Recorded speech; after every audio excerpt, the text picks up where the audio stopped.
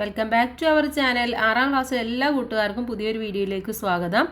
6ാം ക്ലാസ്സിൻ്റെ സോഷ്യൽ സയൻസിൻ്റെ കുറച്ച് ഇമ്പോർട്ടൻ്റ് ആയിട്ടുള്ള ക്വസ്റ്റ്യൻസും അതിൻ്റെ ആൻസേഴ്സുമാണ് നമ്മൾ ഡിസ്കസ് ചെയ്യാൻ വേണ്ടി പോകുന്നത്. അപ്പോൾ നാളെ കൂട്ടുകാർക്ക് സോഷ്യൽ സയൻസ് ആണ് എക്സാം. അപ്പോൾ എന്തൊക്കെയാണ് ക്വസ്റ്റ്യൻസ് വന്നിട്ടുള്ളതെന്നും അവയുടെ ആൻസേഴ്സ് എന്തൊക്കെയാണെന്നും നോക്കാം. ഒന്നാമത്തെ ചോദ്യം, culture includes knowledge, belief, art, morals, law, custom and other capabilities acquired by man. ഒരു മനുഷ്യന് സംസ്കാരം നേടിയെടുക്കുക എന്ന് പറഞ്ഞിട്ടുണ്ടെങ്കിൽ അവന് അറിവ്, വിശ്വാസം, കല, അതുപോലെ തന്നെ മോറൽസ്, ലോ, കസ്റ്റംസ്, ബാക്കിയുള്ള കഴിവുകൾ, ഇതെല്ലാം കൂടി ഇൻക്ലൂഡ് ചെയ്യുന്നതാണ് ഒരാൾ ഒരു കൾച്ചർ ഇൻക്ലൂഡ് ചെയ്യുക അല്ലെങ്കിൽ കൾച്ചർ ഉണ്ടാക്കിയെടുക്കുക എന്ന് പറയുന്നത്. Complete the concept map regarding the components of culture. അപ്പോൾ കൾച്ചറിൻ്റെ കുറച്ച് കോമ്പണൻസ് ആണ് താഴെ കൊടുത്തിട്ടുള്ളത്.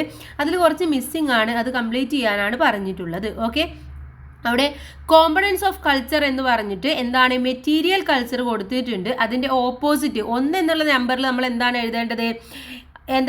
ഇവിടെ എഴുതേണ്ടത് നോൺ മെറ്റീരിയൽ കൾച്ചർ എന്നാണ്. Okay, non material culture.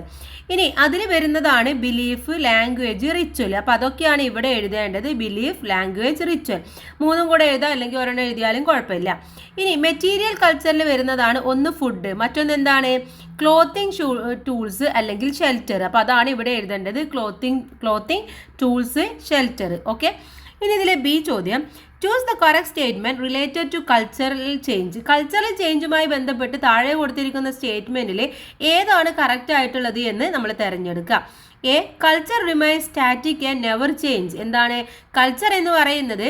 അത് നമ്മളെ ഓർമ്മപ്പെടുത്തുന്നുണ്ട്, റിമൈൻ ചെയ്യുന്നുണ്ട്, പക്ഷെ അതൊരിക്കലും എന്താണ് മാറാത്ത ഒന്നാണ്. അത് സ്റ്റാറ്റിക് ആയിട്ട് സ്ഥിരമായിട്ടുള്ള ഒന്നാണ്, മാറാത്തതാണ് എന്നാണ് പറയുന്നത്. B, culture diffusion occurs when one culture completely destroys another. Culture diffusion എന്ന് പറഞ്ഞാൽ ഒരു കൾച്ചറിനെ നമ്മൾ പൂർണ്ണമായിട്ടും നശിപ്പിക്കുന്നതിനെയാണ് പറയുന്നത്. അതിലൂടെ നശിപ്പിക്കുന്നതിനെയാണ് എന്ത് പറയുന്നത്? കൾച്ചറൽ ഡിഫ്യൂഷൻ എന്ന് പറയുന്നത്. C, acculturation is learning another culture while maintaining one's on.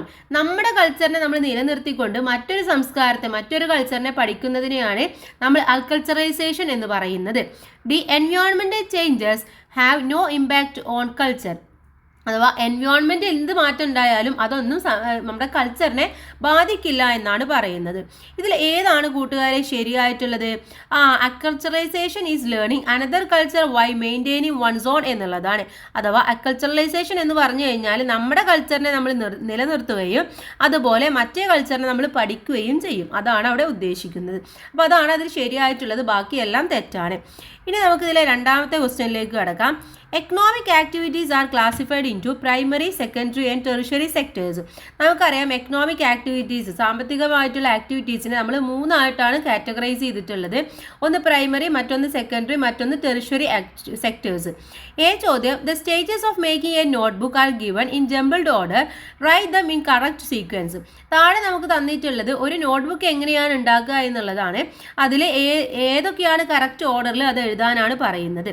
Paper rolls are cut and bound into notebooks. എന്താണ് പേപ്പറുകൾ, റോളുകൾ മുറിച്ച് നോട്ട്ബുക്കുകളാക്കിയിട്ട് ഉണ്ടാക്കുന്നു.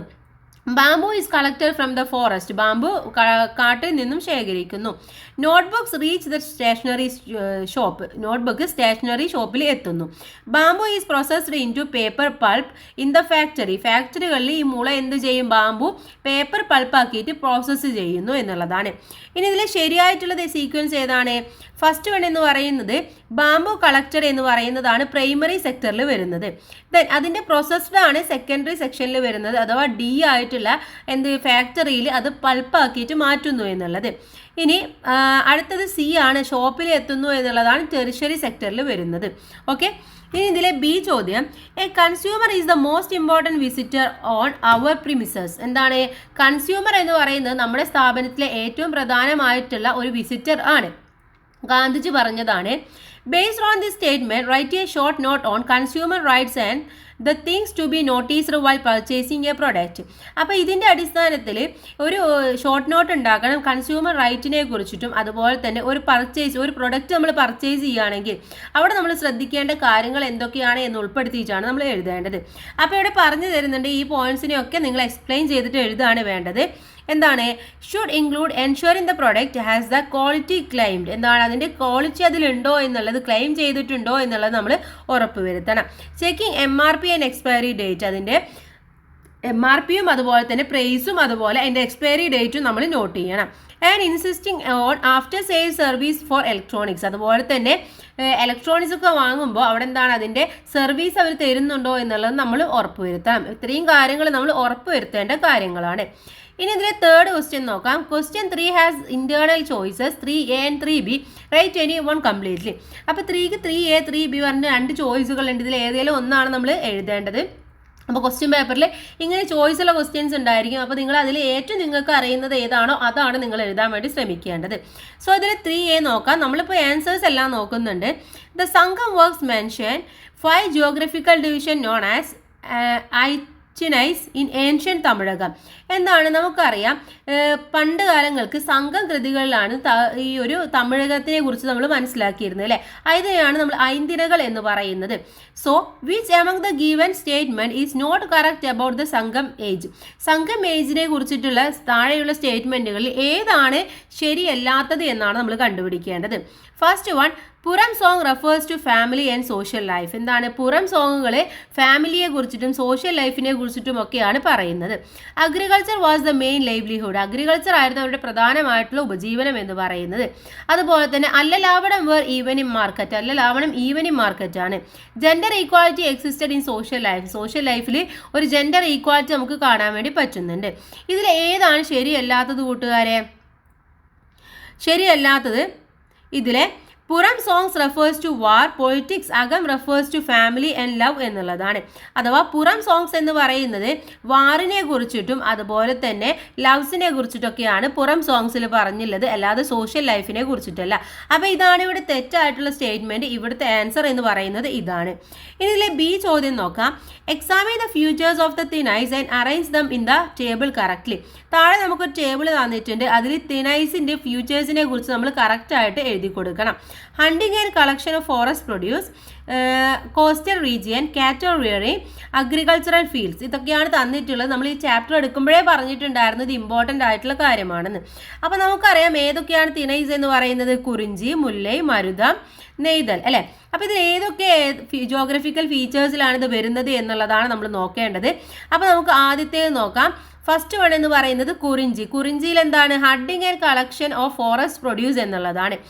മുല്ലൈ എന്ന് പറയുന്നത് കാറ്റൽ റിയറിംഗ് ആണ്. അവിടുത്തെ ഉപജീവനം എന്ന് പറയുന്നത് കാലി വളർത്തൽ ഒക്കെ ആയിരുന്നു. മരുതം എന്ന് പറയുന്നത് അഗ്രികൾച്ചറൽ ഫീൽഡ്സ് ആണ്. ഓക്കെ, അഗ്രികൾച്ചർ ഫീൽഡ് എന്നുള്ളതാണ്. അവിടെ അവർ ചെയ്തിരുന്ന ഉപജീവനം, അവർക്ക് വേണ്ടി ചെയ്തിരുന്ന കൃഷിയും കാര്യങ്ങളൊക്കെ ആയിരുന്നു. നെയ്തൽ എന്ന് പറയുന്നത് കോസ്റ്റൽ റീജിയൻ ആണ്. അപ്പോൾ അതവിടെ എഴുതി കൊടുക്കുക. അപ്പോൾ അതുകൊണ്ട് തന്നെ അവർ എന്താണ് പിടിച്ചു പറയും മറ്റും അല്ല മീൻപിടുത്തവും കാര്യങ്ങളൊക്കെ ആയിരുന്നു അല്ലേ. ഇനി ഇതിലെ 3B ചോദ്യമാണ് നോക്കുന്നത്. 3B ക്വസ്റ്റ്യൻ എന്ന് പറയുന്നത് observe the preamble of The Constitution of India is the largest written constitution in the world. നമുക്കറിയാം ഇന്ത്യയുടെ കോൺസ്റ്റിറ്റ്യൂഷൻ എന്ന് പറയുന്നത് ലോകത്തിലെ തന്നെ ഏറ്റവും എഴുതപ്പെട്ടിട്ടുള്ള ഒരു വലിയ കോൺസ്റ്റിറ്റ്യൂഷൻ ആണ്. Observe the preamble features below, classify them into the table based on their meaning. അപ്പോൾ താഴെ കുറച്ച് നമുക്ക് ഫീച്ചേഴ്സ് വന്നിട്ടുണ്ട്. പ്രിയാമ്പിളിൻ്റെ ഫീച്ചേഴ്സ് ആണ്. അതിൻ്റെ തീം അനുസരിച്ച് നമ്മൾ എന്ത് ചെയ്യണം, ക്ലാസിഫൈ ചെയ്യണം. തന്നിട്ടുള്ളത് the head of the state is an elected person എന്നുള്ളതാണ്. എന്താണ് തെരഞ്ഞെടുത്തിട്ടുള്ള ഒരാളാണ് അവിടെ ഭരണഘടന നടത്തുന്നത്. രാഷ്ട്രതലവൻ തിരഞ്ഞെടുക്കപ്പെട്ട വ്യക്തിയാണ്. The state has no official religion. എന്താണ് രാഷ്ട്രത്തിന് ഔദ്യോഗികമായിട്ടുള്ള ഒരു റിലീജിയൻ മതം ഇല്ല. The people are sovereign. ജനങ്ങളാണ് അവിടെ പരമാധികാരികൾ എന്ന് പറയുന്നത്. Social justice is sustained by ensuring equal status. മാത്രമല്ല തുല്യ പദവി ഉറപ്പാക്കിയാണ് സാമൂഹ്യ നീതി നിലനിർത്തുന്നത്. അപ്പോൾ ഇതിനെ നമ്മൾ സെക്യുലറിസമായിട്ട് ബന്ധപ്പെട്ടത് ഏതൊക്കെയാണ്, റിപ്പബ്ലിക്കുമായിട്ട് ബന്ധപ്പെട്ടത് ഏതൊക്കെയാണ് എന്നുള്ളത് ക്ലാസിഫൈ ചെയ്യാനാണ് പറയുന്നത്. ഓക്കെ, അപ്പോൾ നമുക്ക് ആൻസറിലേക്ക് നോക്കാം.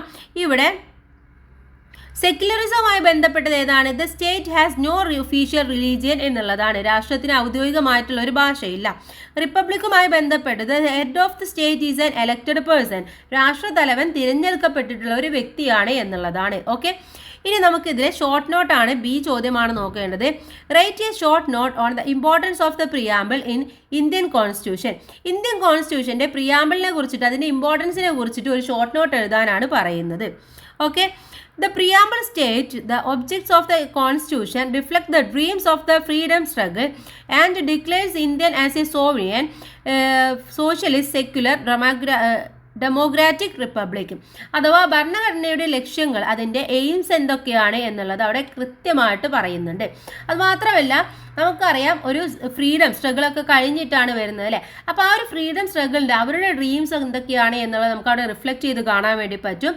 മാത്രമല്ല ഇന്ത്യയെ ഒരു പരമാധികാരമായിട്ടുള്ള സോഷ്യലിസ്റ്റ് ആയിട്ടുള്ള സെക്യുലർ ജനാധിപത്യ റിപ്പബ്ലിക്കായിട്ട് പ്രഖ്യാപിക്കുകയും ചെയ്യുന്നുണ്ട്. ഇതൊക്കെയാണ് അതിൽ പ്രധാനമായിട്ടും പറയുന്ന കാര്യങ്ങൾ എന്ന് പറയുന്നത്. ഇനി ഇതിലെ ഫോർത്ത് ക്വസ്റ്റ്യൻ നോക്കാം. Large land masses situated among the oceans are called continents. എന്താണ് കോണ്ടിനെന്റ്സ് എന്ന് പറയുന്നത്? സമുദ്രങ്ങൾക്കിടയിൽ സ്ഥിതി ചെയ്യുന്ന ഒരു പ്ലേസിനെ, ഒരു ലാൻഡ് മാസിനെ പറയുന്നതാണ്. So identify the continent based on the hints given below. താഴെ കൊടുത്തിട്ടുള്ള സൂചനകളെ അടിസ്ഥാനമാക്കിയിട്ട് ഇത് ഏതൊക്കെ കോണ്ടിനെന്റ്സിനെ കുറിച്ചിട്ടാണോ പറയുന്നത് എന്ന് നോക്കണം. First one, is is the second largest continent. ഏതാണ് സെക്കൻഡ് ലാർജസ്റ്റ് കോണ്ടിനെന്റ് എന്ന് പറയുന്നത്? ആഫ്രിക്കയാണ് അല്ലേ. ആൻസർ എന്ന് പറയുന്നത് ആഫ്രിക്കയാണ്. താഴെ കൊടുത്തിട്ടുണ്ടായിരിക്കും ആൻസർ ആഫ്രിക്ക. ഓക്കെ. ഇനി നെക്സ്റ്റ് വൺ എന്ന് പറയുന്നത് അതെല്ലാം കൂടിയിട്ടാണ് answer. The equator passes through it. It contains the world's largest hot desert the Sahara. അപ്പോൾ ഇതൊക്കെ ഉള്ളത് എവിടെയാണ്? നമ്മുടെ ആഫ്രിക്കയിലാണ്. ഇനി ഇതിലെ ബി ചോദ്യം നോക്കാം. Draw A rough outline of the globe or map and mark the following. നിങ്ങൾ റഫായിട്ട് എന്ത് ചെയ്യുക? ഒരു ഗ്ലോബ് വരയ്ക്കുക. എന്നിട്ട് അതിൽ ഇന്ത്യൻ ഓഷൻ എവിടെയൊക്കെയാണ്, ഓസ്ട്രേലിയ എവിടെയാണ്, അന്റാർട്ടിക്ക എവിടെയാണ്, ദ ഇക്വേറ്റർ എവിടെയാണ്, ഇതൊന്ന് ജസ്റ്റ് നിങ്ങൾ അടയാളപ്പെടുത്തുക. ഓക്കെ. അപ്പോൾ കറക്റ്റായിട്ട് വരണമെന്നൊന്നുമില്ല, ജസ്റ്റ് നിങ്ങളൊന്ന് വരച്ചിട്ട് എവിടെയാണെന്നുള്ളതൊന്ന് കാണിച്ചു കൊടുത്താൽ മാത്രം മതി. Fifth question, the root of prosperity is economic activity. Kautilya പറയാണ് സമൃദ്ധിയുടെ വേരാണ് എന്ത് പറയുന്നത്? എക്കണോമിക് ആക്ടിവിറ്റി എന്ന് പറയുന്നത്. സോ ഈ ചോദ്യം, find out the correct statement related to factors of production. Factors of പ്രൊഡക്ഷൻ്റെ കറക്റ്റ് സ്റ്റേറ്റ്മെന്റ് താഴെയുള്ളതിൽ ഏതാണ് എന്ന് കണ്ടുപിടിക്കണം. എന്താണ്? Land includes only the surface of the earth, not minerals or water. എന്താണ്? ഭൂമിയുടെ ഉപരിതലം എന്ന് പറയുന്നത് മാത്രമാണ്. അവിടെ എന്താണ്? മിനറൽസോ അല്ലെങ്കിൽ വാട്ടറോ ഇല്ല. No minerals or water.